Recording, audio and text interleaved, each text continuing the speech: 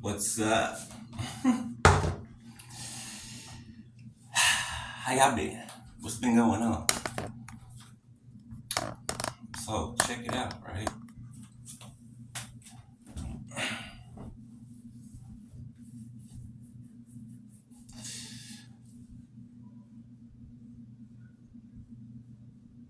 Now we know everything needs balance, right? We know that, right?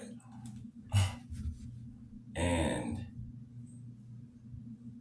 that's everything. Just as everything without, everything within needs to be balanced, right? If nothing is balanced within, the outside will be chaotic, right? You can look at that in people's homes, how they keep their homes, right? Are they messy? Is it messy? Is it all over the place? That's how they're feeling internally. That's what's going on internally on the inside, right? Your enemies, right? See, the reason that they're really an enemy is because they're close to you, right? They're always often close to you. I want to let it on a timer, right? And because they're close to you, right? They can try to pull on your heartstrings, right? They're not knowing that only works for a little amount of time, right? Until we catch on to what's going on. So there are even people now who think that you can be led by your emotions, think that you will be led by your emotions, right? Not knowing you have the balance that you do. Actually, they do know you have it because they watch you every day. Okay, they've watched your growth exponentially. They've watched everything. Okay, your life has been a movie to them. All right, somebody, I don't know who this is for. Somebody thinks, right, that they can come to you and you're going to be led by your emotions. Okay, whatever proposal they bring you, whatever, this could be a couple of people, this could be one person, this could be a group of people, I don't know, two on a timer, but whatever proposal that they're going to bring you or thinking of bringing you, okay, they're betting on you being led by your emotions. Okay,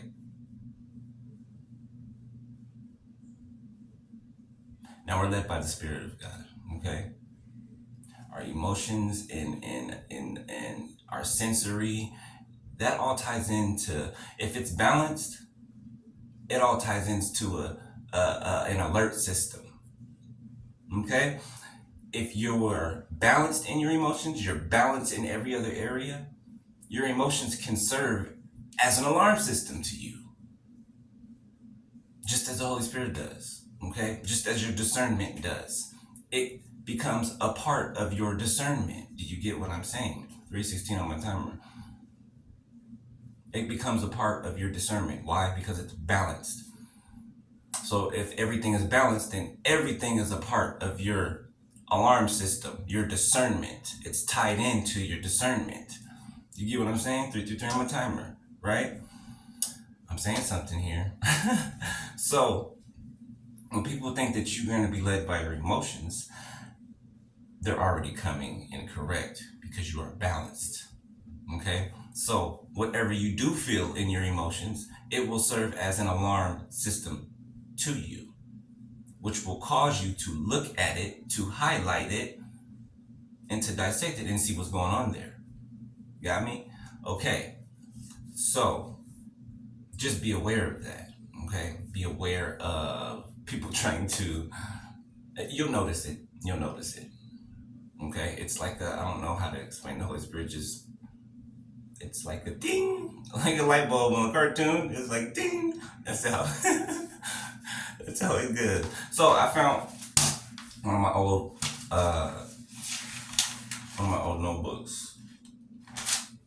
And I had wrote something in it. I don't remember where I learned it, but I remember that it's in here. All right, for my timer. So it says anything attained, okay, after enduring high levels of difficulty will always be highly respected. Okay? Anything attained after enduring high levels of difficulty will always be highly respected, greatly admired, and deeply cherished. All those things are true. That's why I like going back. Excuse me. I usually end up stumbling upon stuff that I've written over the years. Written that I wrote that I've written over the years. Okay. The next one says, "Do not follow strange voices." Okay. What's the verse? What's the verse, Holy Spirit? "My sheep know my voice, and another they will not follow." My sheep know my voice, and another they will not follow. The next one is, "When we stop imagining, the demonic only has 20% to work with." Okay, 555 on the timer, on the mark. When we stop imagining, the demonic only has 20% to work with. Meaning, when we stop imagining what could happen, what bad could happen, even what good could happen, right? When you think too much ahead of things, or when you think behind things, or when you think to the side about things, right? You strike this imagination that throws you into a panic, right? You strike this imagination that can throw you into something overly excited, which will cause you to move in a way that you shouldn't. Do you see what I'm saying? It's the imagining, okay? Vain imaginations. It's the imagining what could happen. It's the imagining defeat. It's the imagining doubt. It's the imagining something just falling apart. You got me? If you cut all that out, the demonic only has 20% to work with. You get me? So cut it out. Cut it all out then. All right? I'm going to read it one more time. When we stop imagining, okay, the demonic only has 20% to work with. Now, I'm not talking about being creative. I'm not talking about, projects and blueprints. I'm not talking about that. I'm talking about what I just said before. Okay? That's doing it. All right, the next one is, demons are only powerful through imagination. Okay, well, that goes with the one I just read before, so we'll skip that one. It still applies though. Forgiveness empowers us against the kingdom of darkness. Okay, which it does. Okay, that's why I was about to say sometimes, all times, God will have you in a place of solitude to soften your heart enough that you will forgive the injustices done against you, right? So that you'll be able to move on to the next place, right? Because God's not going to let you move on to the next place and be lacking. He's not going to let that happen, right? So before that would ever happen, right? He does it in this way. He makes sure that you're not lacking it before he moves you to the next place, right? Okay. So forgiveness is necessary, right? It's not for them. No, it's for you to move forward.